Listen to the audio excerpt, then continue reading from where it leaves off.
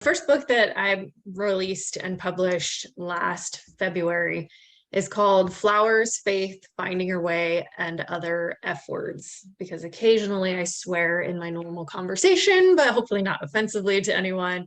But some of the F words are fear, because fear is kind of an F word. Like if you're holding yourself back because you're afraid, you're missing out potentially on some really amazing things in your life. So that's one of the F words in there too. But listen to the vibes. Welcome everyone to another episode of Listen to the Vibes, and I'm very privileged to have Ms. Sue Rogers here with me, and we're going to talk a little bit about gut health today. So Sue, tell us a little bit about yourself.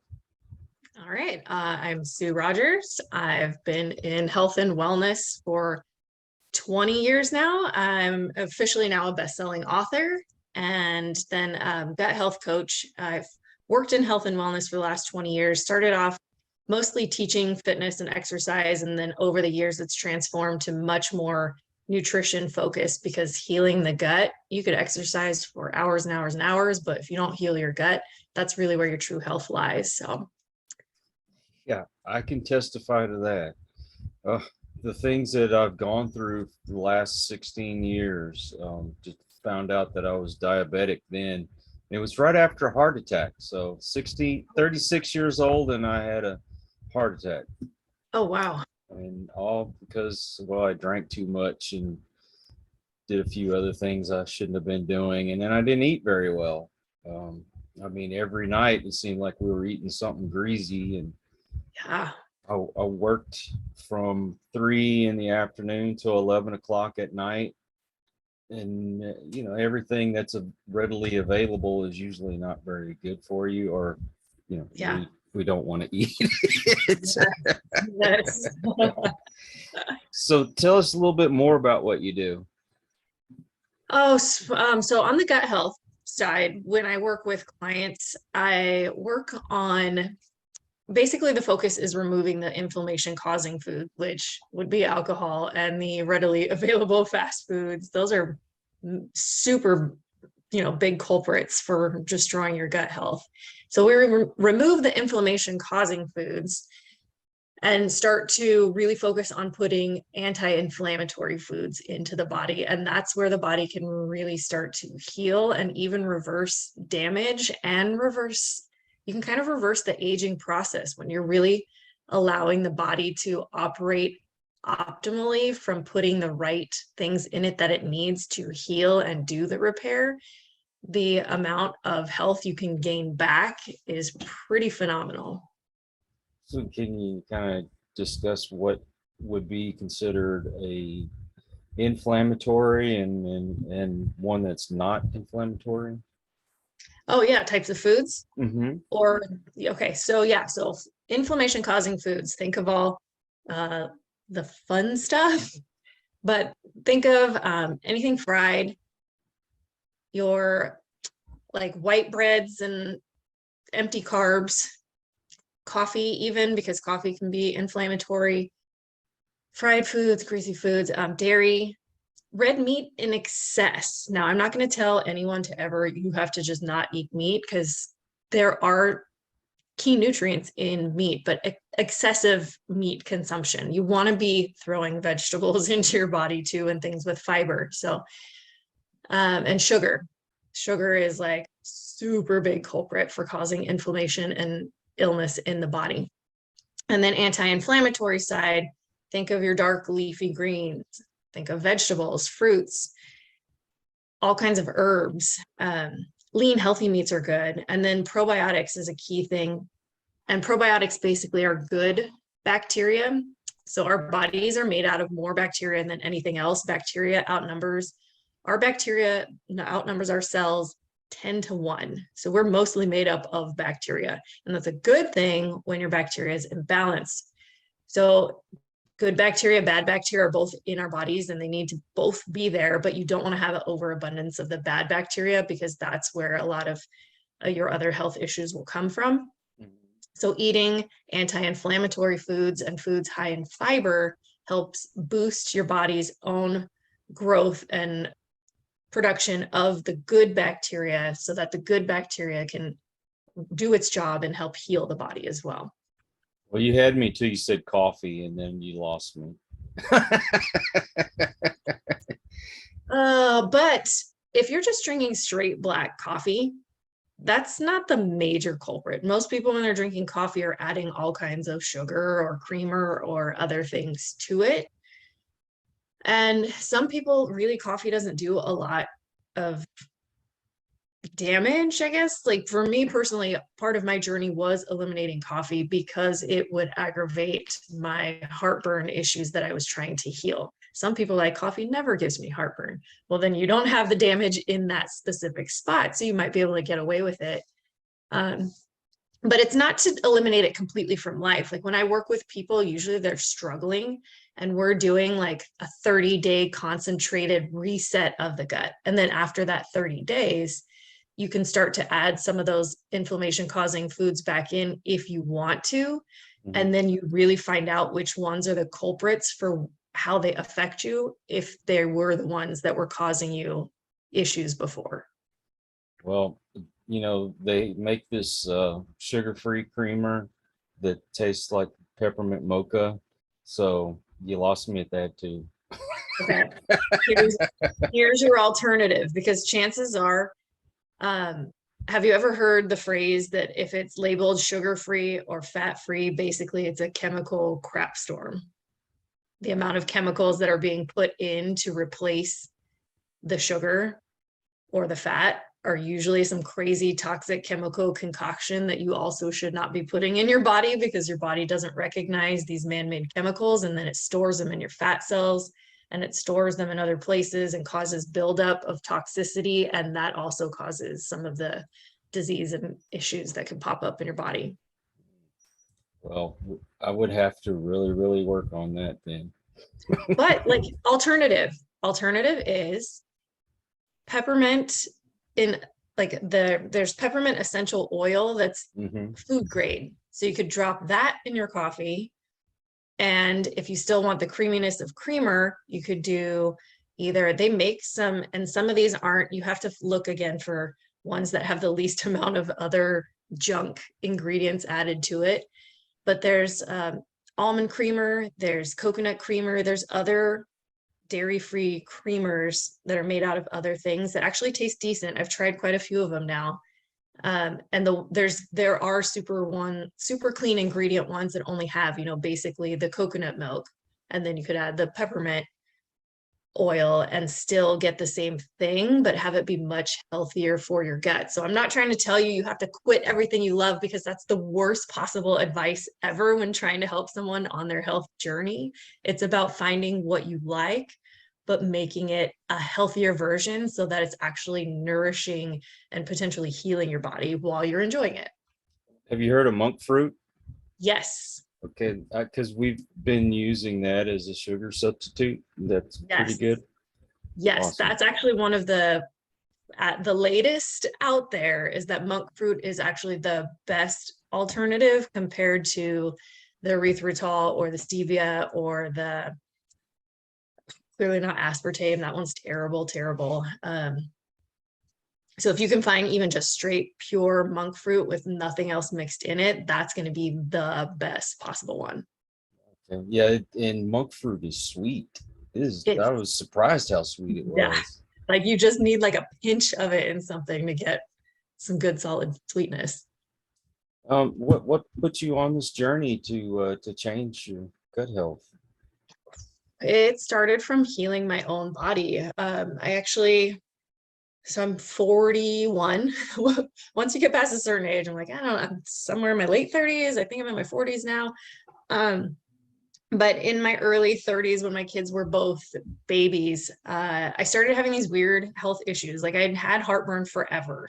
I remember having heartburn for most of my life, like all kind of through high school, worse through college. But in college, I was also drinking a lot and eating a lot of fast food and staying up late, doing things that weren't the healthiest for my body possible. And then through my pregnancies, my heartburn was terrible at the end, and I wanted to not take I try to not take medicine if I don't need it. If I can use healthier stuff and just rest and take care of my body and let it heal.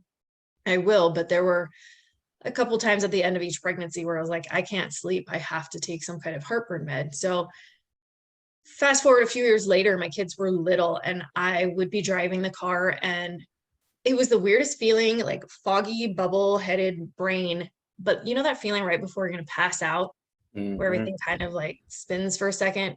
I would get that feeling, but then I wouldn't pass out. But then I'd be scared and like anxiety because my kids were in the back of the car and they were babies. And I was like, I can't be driving around feeling like I'm about to pass out with my little kids in the back of the car. Like, this is not okay. My mom had had a benign tumor on her pituitary in her, well, they found it when she was 40. And so my doctor was like, let's just scan your brain just in case. Let's just, not to mention any names. And he pointed at my mom and we all laughed because my like longtime family doctor. So I went in, had an MRI done, and all they found was some inflammation in my sinuses and said, oh, well, here you go. At age 31, you're now chronic sinusitis, take allergy meds every day for the rest of your life. And here's some prescription nose spray, use that every day for the rest of your life. And I thought, well, I don't know if I want to do that. I don't want to take anything for the rest of my life. And I would take the combination of that stuff and it would dry everything out so bad that then I felt like a tweaker. Like I just felt like my brain was like crazy from it Yeah. being so dried out. I went to my dentist. My dentist said, okay, what's new with your health? I said, oh, I've got chronic sinusitis now. And he looked at me and said, you're way too young to have a chronic condition. You should look into your nutrition. And so I started looking, and the connection for me was if you have chronic sinusitis, you generally also have heartburn because your mucus, like your sinuses produce more mucus to coat the burn of the heartburn. Mhm. And I thought, well, that makes sense. And I guess I'm never going to heal my sinuses until I heal my gut. And that really is what got me researching and finding out more about probiotics and starting with the gut first to then heal the sinuses. And it's just progressed from there with, okay, how does my body feel? What's off? I'm going to look up what I can eliminate from my diet and what nutritional supplements or foods I can add to my diet to help my body heal itself. And then I started applying it to my clients who have trusted me with their fitness for years and now more of a focused adding the nutrition in to really help their bodies heal and to just feel better, because when you feel better, it comes through in so many ways and you're more effective when you're with other people. And for me, it really brings me joy to watch people's journey and to see when they do start to feel better. And that like is a huge blessing. It's amazing when you add certain foods and you eliminate other foods into your diet and how it changes how you feel. It's been a remarkable journey from where I started. And finally, when one of my doctors says, have you been to a nutritionist? And well, no. And I got with the nutritionist and she put me on a pretty good diet. And I mean, I started losing weight and just felt better. Mhm. Uh, I would definitely recommend it. Even if you don't go to your doctor, at least go to a nutritionist. I mean, they can change you in so many ways, but I And do recommend you go to your doctor. Get all those tests done. yeah, go to the doctor to get the tests. But if you want to really heal and not just be given things to mask your symptoms, then also see a nutritionist or a naturopath doctor or someone who specializes in gut health, because I respect doctors. My mom's a nurse. I respect what they do in treating acute issues, but for chronic issues, you got to go deeper. You got to look for the root cause. And doctors generally don't have the time to spend with patients to really dig deep to find out what's really going on internally, because it's a lot.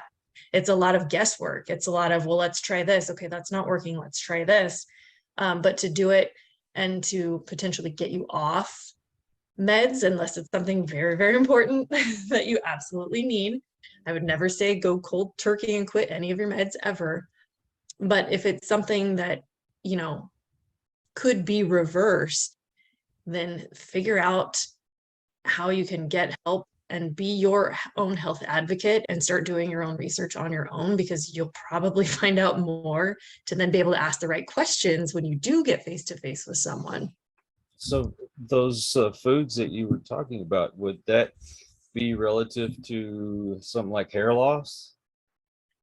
There is that I haven't done a ton of research on, but I have read some information. So every little part of our system is supposed to work cohesively. So if something's not working in one area of the body, there could be a blockage or something in one of your other organs not functioning correctly because it's not getting what it needs to then help the next part of the body get what it needs. So that one I would have to look into more, but I have read a little something about it in regards to it's got to be related to the endocrine system. And if one thing is off, then it affects everything else. The body is fascinating at what it does, especially when it's given everything that it actually needs. It's such cool stuff. Yeah. When I was trying to lose weight on my own, I would have certain problems come up, like the hair loss. And then when I went to the nutritionist and she set me up with a really healthy diet, I started doing what she told me to do, and then the hair loss stopped. Yeah. But here lately, I've kind of got on that I just don't give a flip.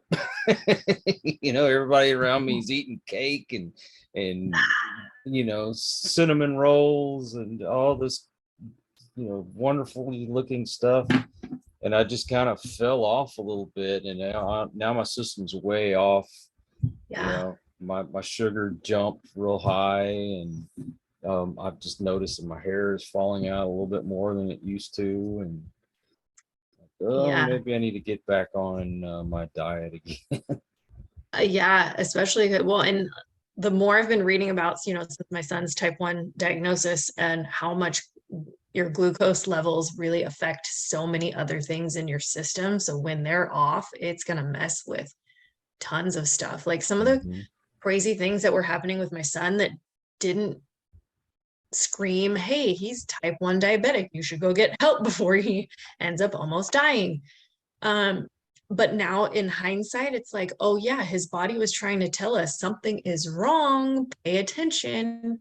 He lost his sense of smell like 8 months before, but it was also during, what, and losing your sense of smell was a thing, but it didn't happen in relationship to him having that. We thought he was working as a dishwasher. And so we thought all of the steam and chemicals from the steam from being in the dishwasher at the restaurant was affecting his sense of smell. And then his vision was starting to get kind of fuzzy. So then we got him glasses. And then he's never had back acne, but his entire back and shoulders were just covered. And so then I was like, oh, well, that's weird. But he works out as an athlete. So I was like, maybe you just need to, change your shirt right after and do just a couple more things. In hindsight, now that his sugars are normal levels, and it happened pretty quickly afterwards, he doesn't have the acne on his back at all. His smell came back. And his vision is okay, but it wasn't as drastic as what it was doing until we got his sugars fixed. So his senses were telling him, like, the acne on the back, that's screaming high sugar levels and throwing off your hormone endocrine system. But that's not something that they tell you, hey, this might be a sign of type 1. Like, that's nowhere on the list of this might be a sign that you have diabetes. Like, sense of smell, your vision, yeah, but not the way his vision was. And then acne, but the extra glucose being sky high in your system throws off so many other things. Oh my God, yes. Did he get shaky, like really, really bad shaky? Like you feel like you're gonna pass out? No, because he was just always sky high, I think. He got really lethargic right before we took him in. He got really lethargic, and his body and muscles all felt really stiff because his blood pH also was almost lethal. Oh my God. Yeah. Yeah. But the good news is, And you may appreciate this info too, is when he got diagnosed, his A1C was 15. 15 is off the chart. Like Yeah. that's not even on the chart of the maximum you should be. 15 is right above. Like most charts stop at 14. 4 months later, with my help and going mostly low carb, 4 months later, his A1C was 5.4. That's pretty cool. Yeah, that's like doesn't even register as diabetic at 5.4. That's like a normal healthy person's A1C. Yeah, mine was really high, but I don't think it was that high. But like my triglycerides, Mm-hmm. mine were 1,500. Yeah, that's my doctor's like, why are you not dead? And I'm just like, because Right. mean people don't die. That is true. Yeah, I That mean, you watch the news and somebody dies, nobody says, oh, they were a complete jerk. They're like, oh, they were so wonderful. I got my nurse too, because she says, what brings you here? And I said, the ambulance. Oh, yeah. Foods can screw you up when your sugars are off. It affects your mental capacities too, because I'd get angry at the stupidest thing. I could drop a pencil on the floor and have a 20-30 minute cuss out because I dropped a pencil on the floor. Yeah. That's Yeah. how it affects you. Yeah. And what about your book? Tell me a little bit about it. Oh, yeah. Okay. So the first book that I released and published last February is called Flowers, Faith, Finding Your Way, and Other F Words, because occasionally I swear in my normal conversation, but hopefully not offensively to anyone. But some of the F words are fear, because fear is kind of an F word. Like if you're holding yourself back because you're afraid, you're missing out potentially on some really amazing things in your life. So that's one of the F words in there too. But it's about my personal growth journey. But I also ask questions at the end of each chapter so that like I'm sharing my life story and a lot of the junk, hard times that I went through, along with some really beautiful moments. But the questions at the end of each chapter are to kind of hopefully help you reflect on your journey and maybe put together some of the pieces that maybe you haven't connected before, in hopes that you're able to grow from your journey as well if you haven't already, because life is so precious and it's so crazy and messy and beautiful all at the same time. And I've started sharing things in my life after they happened. I wouldn't share them when I was going through them because it was so hard. I kept the struggles to myself. When I finally started sharing things with other people, it really blew my mind as to how powerful it was in helping others realize, wait a minute, I can talk about this hard stuff too. And then from hearing so many other people's journeys from some workshops and conferences and other books that I'd read, and realized how much of an impact hearing their stories was on my life. And so I'm just sharing that ripple effect out with the world now. And then my next book, Skinny Sick, that should be out by the end of this year, is about my health journey and then all of the gut health and other knowledge, health and wellness wise, that I've learned over the years. That will be the next book that's coming up soon. So can you talk about the biggest hurdle that you've had in your life? Oh, there was two major things that impacted my life before the age of 40. One of them was, okay, I've got my two kids and they're amazing, but my journey to having two kids, there was a miscarriage in between my two kids at about 12 weeks. And at that time in my life, it was the most devastating, painful thing that I had ever been through. And I was very private about it because it's not something that people talk about. And like when it happens to you, you're like, oh my God, like I felt like a failure. I felt like I had done something wrong. And not a lot of people around me could relate. They were just like, oh, well, I had this many kids and blah, blah, blah.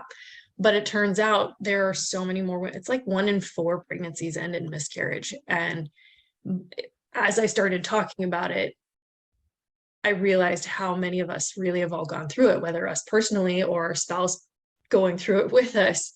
And it's hard. It's not fun. So that was one of the first major things that I went through and learned from and grew from. And after having my daughter, after having the miscarriage, and just seeing signs in the world that were like signs from my grandma, who has not been with us for a long time.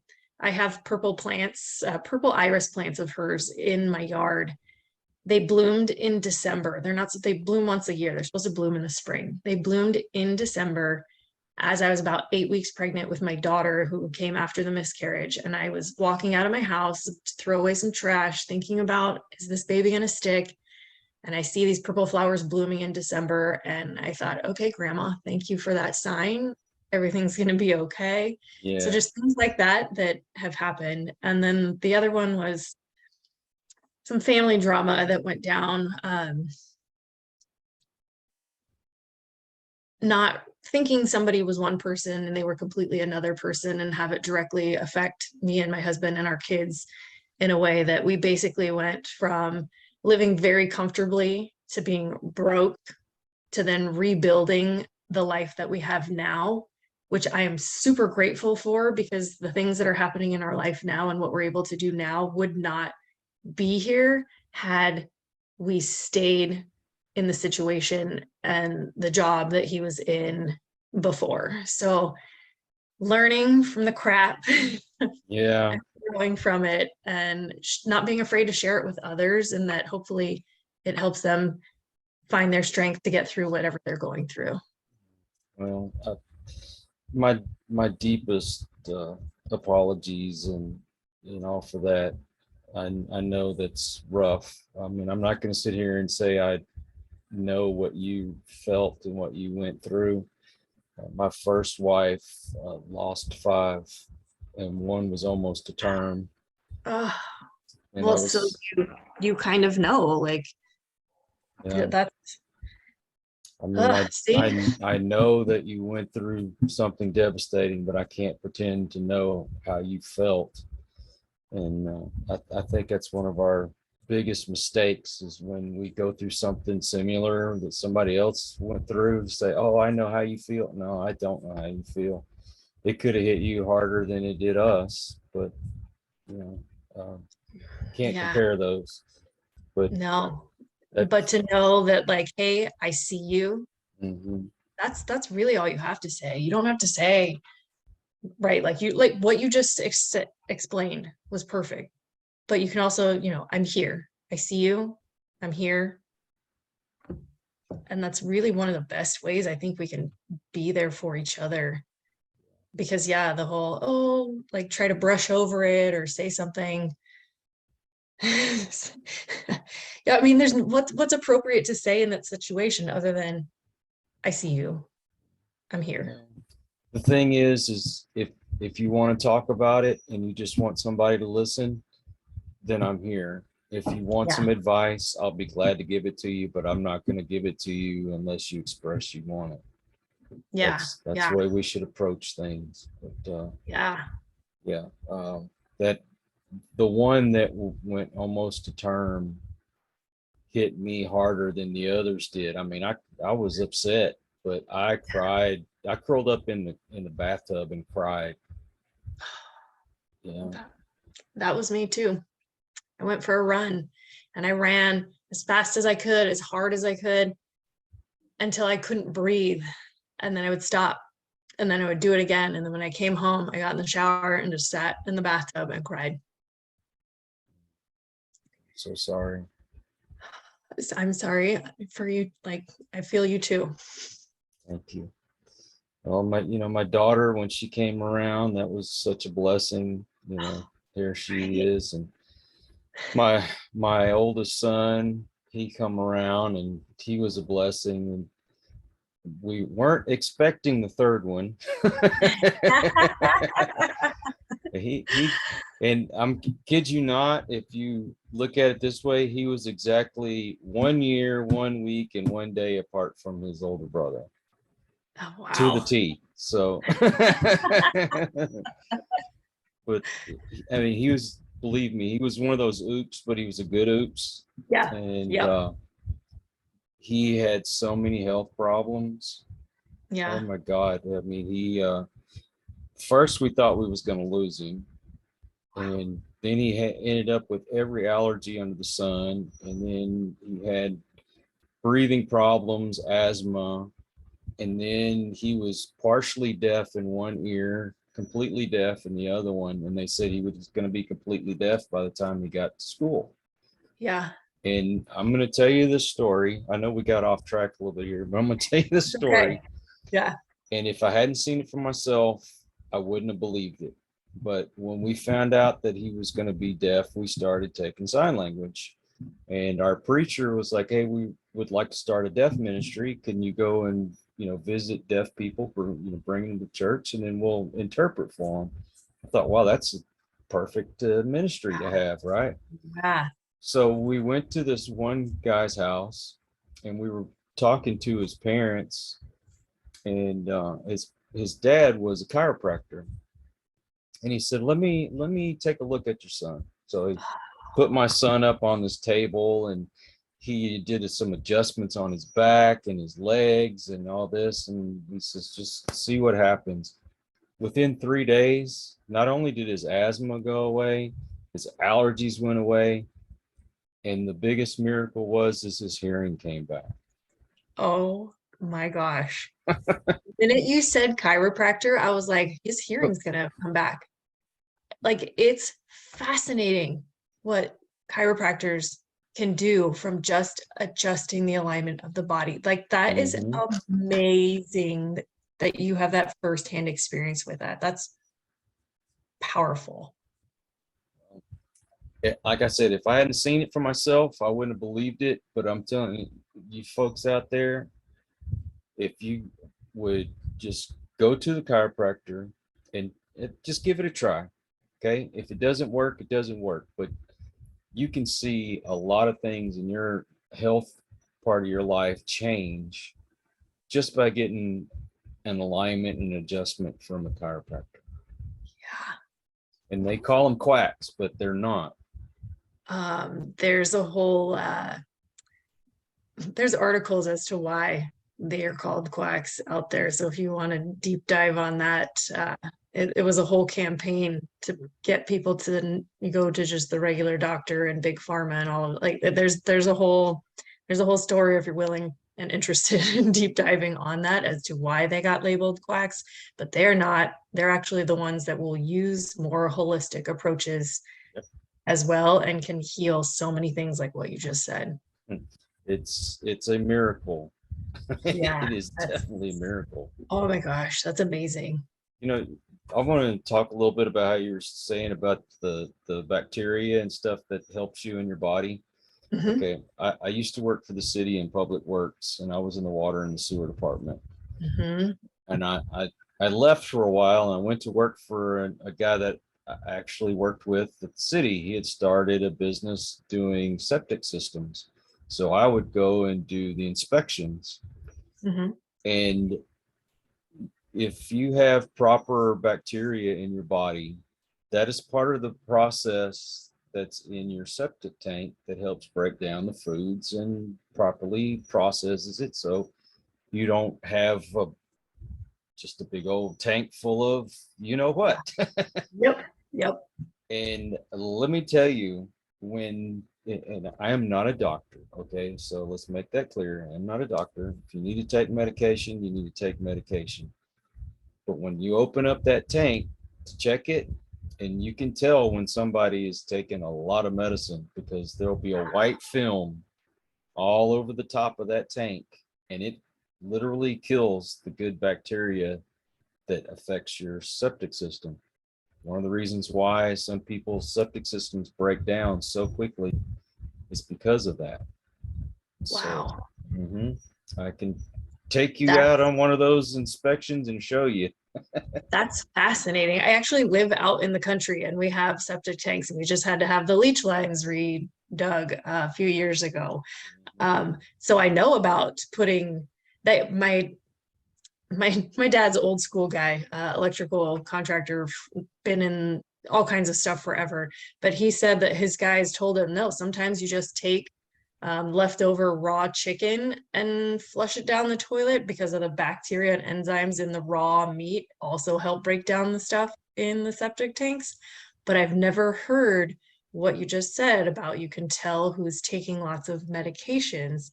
But that makes so much sense because prescription meds are one of the top killers of your good bacteria in your body.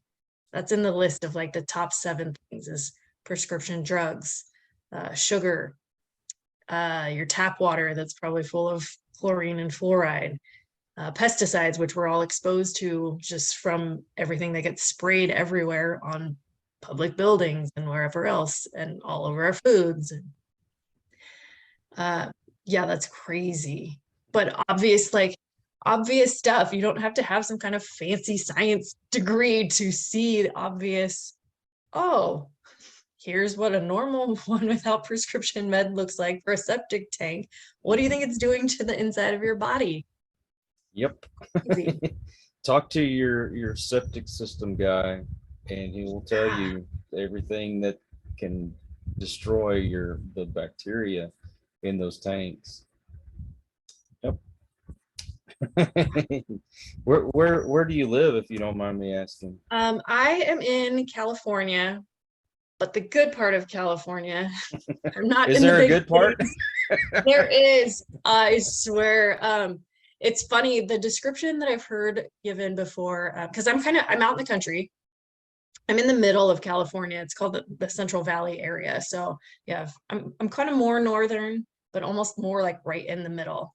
In like an hour and a half, I could be in San Francisco, but nobody goes to San Francisco anymore. Yeah, I heard that. It's just grimy. Like, I don't care politically where you are, that like just the town itself is gross now because of them letting people poop on the sidewalk and throw needles everywhere. And it's crazy. But I've lived in California my whole life, but I heard it was Joe Rogan's description of you have LA and you have San Francisco, but if you drive from LA to San Francisco, it's basically Kentucky.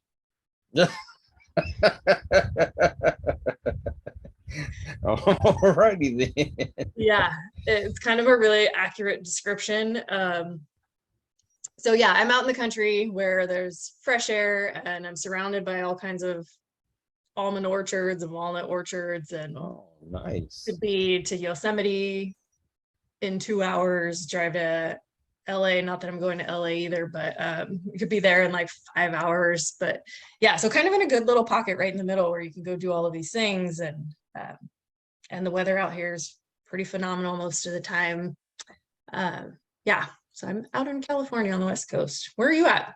I am just outside of Austin, Texas. So we're getting all your California people that are leaving. You are. And I actually just went to Texas for the first time ever. Was in Houston in July. Perfect time. Yeah, it was a big national youth gathering with my kids. It was crazy hot, but it was also crazy hot here. But the humidity and the heat is so different than the dry heat here. It was like, oh, I thought about moving to Texas, but I don't know about that humidity out there. Where I live, we don't get that kind of humidity. Okay, good to know. I grew up outside of Houston, and I just moved up here, I guess, 5-6 years ago. And it's so different. It's weird how much different and it's 3.5 hours away to get to Houston. Okay. For that change because good God, it'd be 90 degrees in Houston, but feel like 110. Yeah, that's what it was when we were there. It was like we were walking outside to just get from point A to point B. And we're like, oh, cool, we feel a breeze coming on. But the breeze felt like you literally opened an oven and it was hitting you in the face. Yeah. And then you come up here to Austin and it'd be 90 degrees outside and you'd think it was only about 80.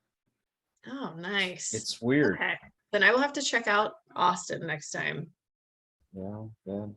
Just get these other California people out of here, would you? Yeah, right. Because they're coming there and trying to probably like not change their ways. And like, no, if I'm moving to another state, I'm trying to blend in with what's going on over because that's the whole purpose of moving. If you're leaving California, don't take California with you. You gotta Yeah. leave that crap behind.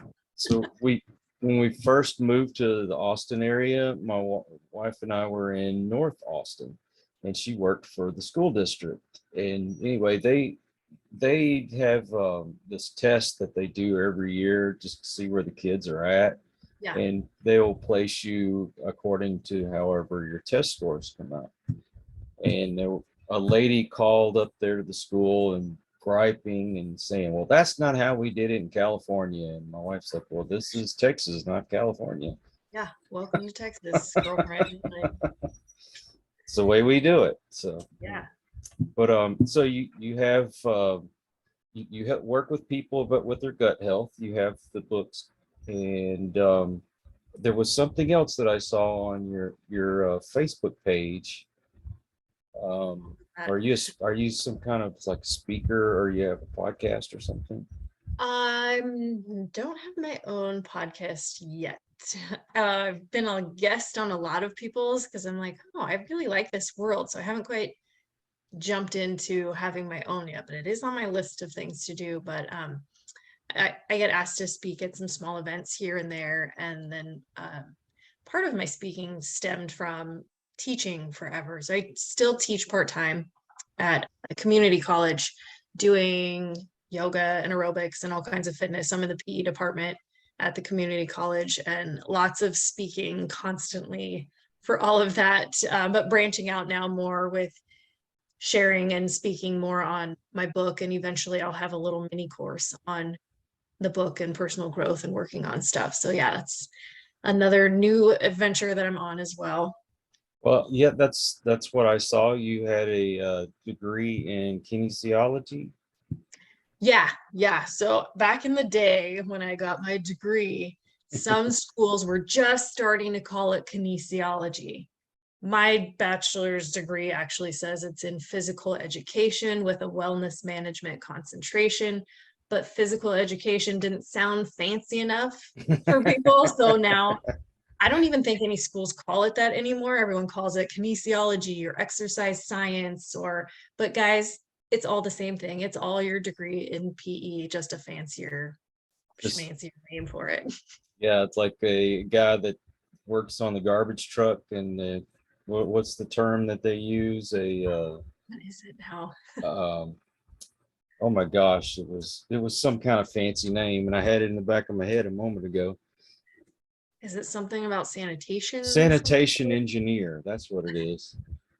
Thanks. There you go. Right. Yeah. I don't know. Why do you gotta make it sound fancier? Like I have this degree. This is what, because then people would say, well, what's kinesiology? And you're like, it's a PE. Kinesiology is the study of the body. It's physical education. Like it, but you make it sound fancier, but then people have to ask, what the heck does that even mean? Yeah, but it goes hand in hand. If you're teaching gut health and eating properly and taking care of your body with exercise, it goes hand in hand. So Yeah. is that part of what you teach other people? Yeah. And actually what I've learned too as time, like I shared that I think briefly earlier, is that like you can exercise a ton, but if you're not changing what you're putting into your body, it doesn't matter. I've taught fitness long enough that I have students that very beginning of the semester, I'll say, hey, if you guys want to work on your nutrition as you're taking this course for the next 4 months, where we're working out for an hour and a half twice a week for 4 months, and you have to, because it's your class you have to take to graduate. The students who at the end of the semester or halfway through say, yeah, I changed a few things in my diet and I've lost this much weight, or I noticed this much more muscle, or my clothes are fitting differently, because it's not necessarily always about losing weight. If you're transforming your body and shifting your body composition to more muscle, sometimes the scale doesn't move, but you'll feel stronger. You'll have more energy. Your clothes will fit differently because the muscle takes up less space. Same amount of muscle takes up less space per pound than body fat does. So the students who change their nutrition are the ones that see the more drastic results than the ones who keep eating exactly the same while they're exercising. And my own personal testimony too, I even over the last 5 years have made a few more tweaks in my diet, and I work out less now than I ever have, but I feel really great. And I dare to say that my body fat is the same, actually a little bit leaner from working out less, but really changing and going even more anti-inflammatory more consistently with what I'm doing and eating. And it takes time. Like I hear people are like, oh my gosh, that's way too much. I'm never gonna be able to do it all. You guys, I started doing this like over a decade ago of, hey, you know what? This thing's not so good for me. Let me find a healthier version and make that one swap. Like I used to be a hardcore soda drinker, and soda's terrible for you. And I knew it.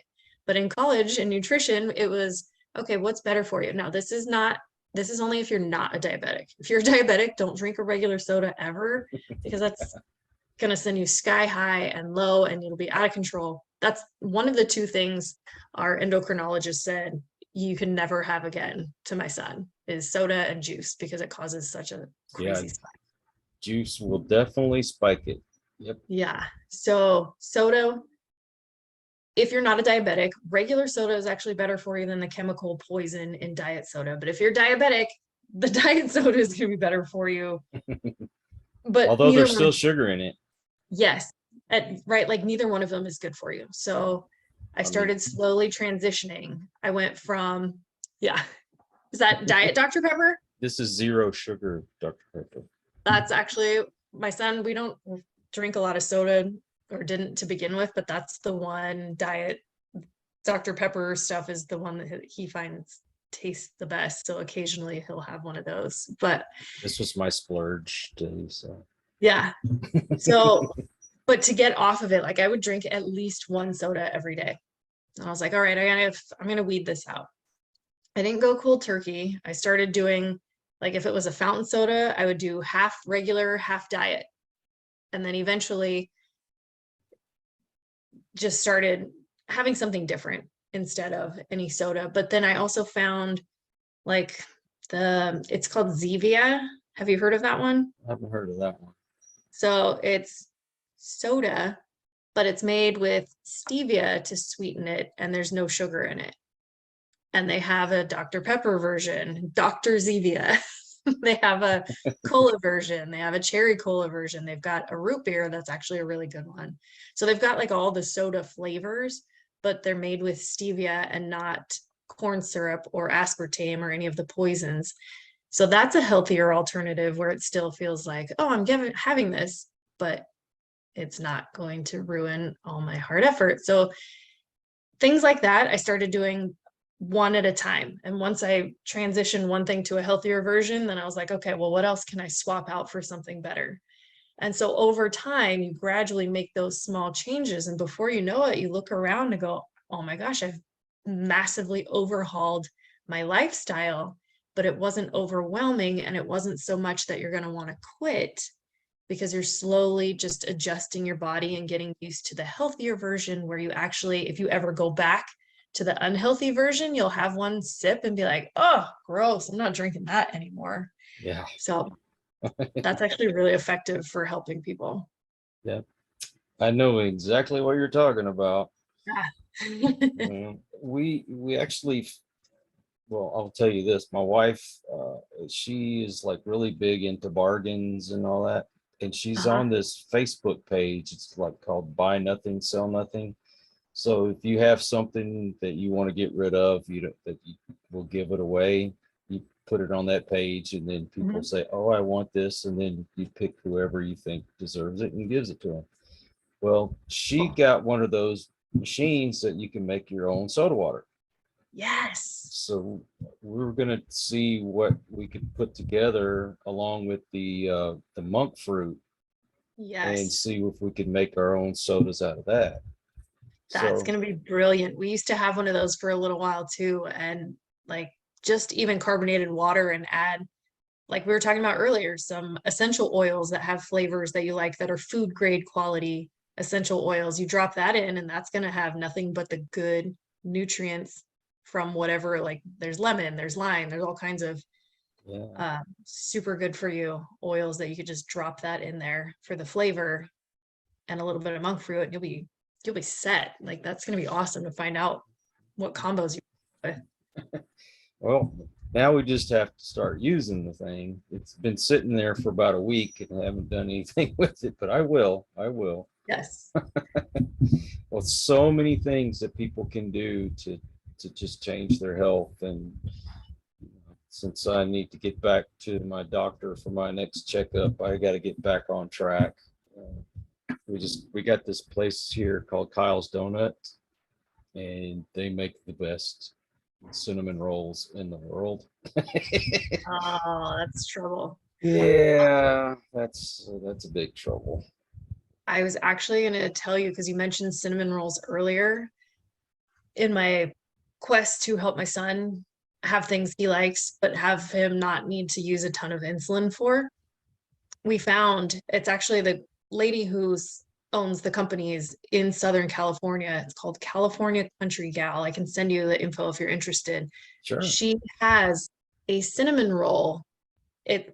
What all the ingredients that you need, you just have to add water to the dough, and then it's got the cinnamon packet. So you could make the frosting a couple of different ways. If you wanted to add a little more sweetener to it, you can, but basically the bare bones ingredients that it comes with is super low carb, because she uses certain types of ingredients like almond flour and things that are gluten-free, but not only gluten-free, low carb and clean. Like there's no toxic filler garbage in any of this stuff. So I was like, okay, well, I'm going to buy a few of these things and try them out.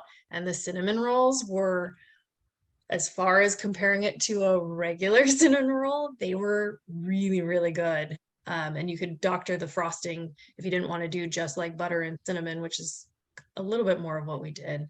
But you could add, other to it. But it was amazing. And it was a way to be like, all right, we're not missing out on cinnamon rolls. And he only needed like a little bit of insulin to cover what he ate. And he had like 3 or 4 of them. And it was amazing. Like finding things like that. She's got cinnamon rolls, she's got bread, she's got pancake mix. Like there's a ton of stuff, and it's a little more expensive than your regular stuff, but you're not paying for cheap chemical garbage that you're putting in your system. It's real high quality ingredients that help heal your body and do good things for your body. So a good find. I'll definitely send me that info, because everything you just named, I miss. I miss so much. Yeah, right. And these options are like, we've tried just about everything that she offers. And I used the pie crust mix to make homemade Pop-Tarts out of it the other day, because there's a recipe for that too. Yeah. Gosh, I haven't had a Pop-Tart in probably 30 years. Yeah. And right, like I grew up on that garbage, like Pop-Tarts, Eggos, Kool-Aid. I know exactly what you're talking about. Yeah. There's a brand, and I wished I could remember the name of it, but I could send you the info. But they make low carb cereals. Oh, is it the Catalina Crunch? Catalina Crunch, you got it. Exactly. We have like 3 bags in my house right now. Oh my God. And if you want to throw some cinnamon and like monk fruit on top of it, if you want it a little bit sweeter, tastes just like the regular cereal. Yeah, that was one of the things when my son was first diagnosed, and we went to the grocery store trying to find healthier stuff. And he was like, Mom, I can still have cereal. And we're like hugging each other in the grocery store because we were so excited that, oh my gosh, and like right now in this day and age, there's so many keto versions of things which are low carb. And so you have so many more options now than there would have been even just like 5-10 years ago. Have you tried any of the keto ice creams yet? Yes, I have. And I have some in the fridge right now. Yeah, they make some good alternatives. And I will say the ones like the you could just add water and you put it in the microwave and make the cupcakes and all that Yeah. stuff. I don't care for the flavor of those, but Yeah, I I mean, bought those once and they yeah, were not a hit, so we haven't bought them again. once. Yeah. I'm with you. But the Catalina Crunch used to, all they would sell was the cinnamon, like the cinnamon toast crunch version of it here in the Yeah. stores. Yeah. And my wife found the website and you can order a Yep. box and you get Yeah. all kinds of flavors in it. Yep. And the ones with the fruity ones, Hmm. they kind of taste like the it's the Flintstones fruity Fruity pebbles. Pebbles. Mhm. Yep. Yep. So yeah, there's alternatives if you just look. And they Yes. are expensive though, but hey. Yeah. So do you have a website? I do. Yeah. So my brand name is Balance Day Life. And that came about from back in the day. People were like, it's a cheat day. And I was like, I am not a cheater.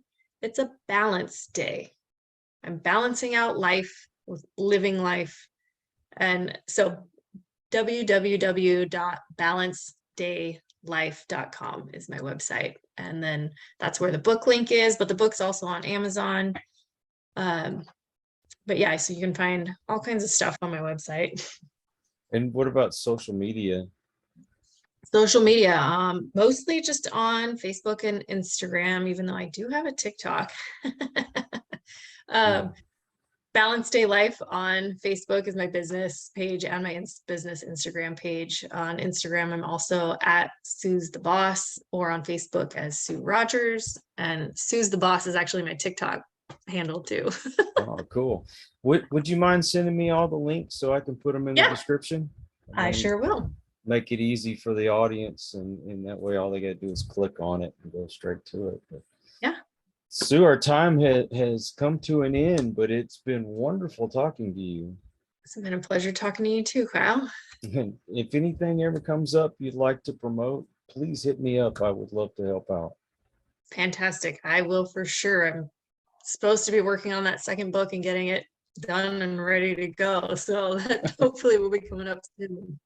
Well, you let me know when it comes out. I will for sure.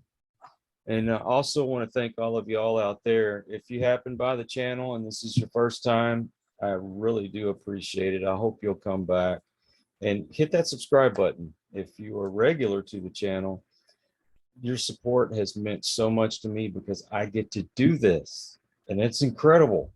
And so until the next one, please take care, be kind to one another. God bless and peace. We hope you enjoyed this episode of Listen to the Vibes. You can catch us on Buzzsprout or wherever you listen to your favourite podcasts, and on YouTube. Follow us on Facebook at The Vibes Broadcast Network